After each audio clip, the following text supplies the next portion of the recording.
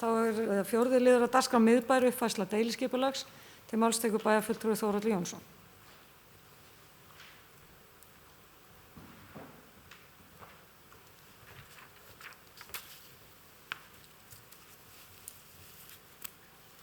Forseti, ágætu bæjarfulltrúar.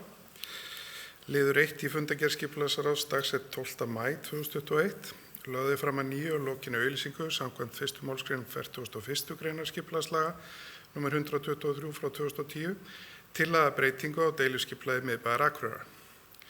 Tillagan var auglýst 10. mars með athugasemdafresti til 21. apríl 2021 og hún lögð fram ásamt innkomnum athugasemdum og umsögnum frá Vegagerðinni, Minjastofnun og hverfisnefnd Oddeyrar.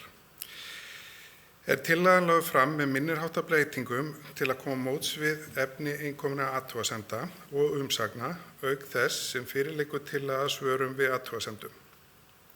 Skipulagsráð leggur til við bæjarstjórn að deiliskipulagsbreytingin verði samþykkt með minniháttar breytingum auk þess að samþykkja tillögu svörum við athugasemdum. Takk. Það bæjarfulltrúi Þórhallur Jónsson lokið máli sínu. Orðið laust. Næst tekur til máls bæjarfulltrúi Sóley Björk Stefánsdóttir.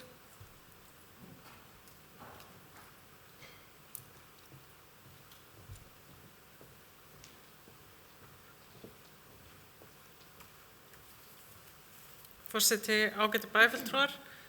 Mér langar bara að segja þetta mál að það þetta bara ánægjulegt að sjá fjölda athugasemda frá íbúum. En ég held sko að það sé mikilvægt að við tölum bara hreinskilið með það að þessi tillaga málamiðlun. Það hefur auðvitað verið mikið bitist hvernig við ætlum að skipuleggja þennan miðbæ og hvort það á að fara í að færa eitt stykki stóra götu, hvort það á að þrengja hana alveg, hversu há hús á að byggja, hversu mikið pláss þau að taka og þess háttar. Og ég held að við öll sem höfum starfað í þessum hóp sem undirbjó þetta skipulag höfum bara gert málamiðlanir og í þessu tilfelli þá held ég að það sé bara mjög farsælt fyrir máli. Þannig ég skil vel að íbúar hafi alls konar skoðanir á þessu máli eins og við bara hérna í bæjarstjórn höfum og það að fólk fái ekki ábendingum sínum framgengt, þar að segja sé ekki endilega komið til móts við fólk sem ósátt við ýmsa hluti í þessu.